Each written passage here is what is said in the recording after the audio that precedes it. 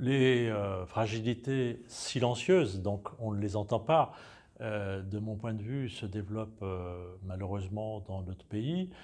C'est une catégorie qui est distincte des catégories du type le chômage, l'exclusion, la pauvreté. Et précisément, je pense qu'aujourd'hui, on peine encore à pouvoir les nommer et les chiffrer. Il y a des éléments qui, sur certains secteurs, on sait qu'il y a des gens qui accompagnent des malades, qui sont des aidants, qui sont en fragilité.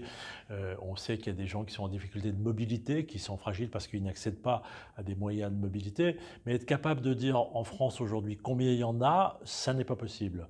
Parce que les catégories administratives ne correspondent pas à la catégorie fragilité, qui est plus qualitative, qui est plus délicate à manœuvrer. Mais ce dont je suis sûr, c'est que c'est des millions et des millions de personnes.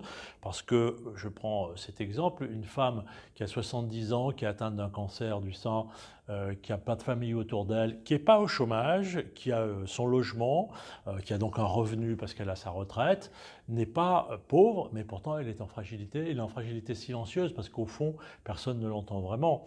Et des situations de fragilité comme celle-là, il y en a qui sont liées à la santé, il y en a qui sont liées au logement, il y en a qui sont liées au travail.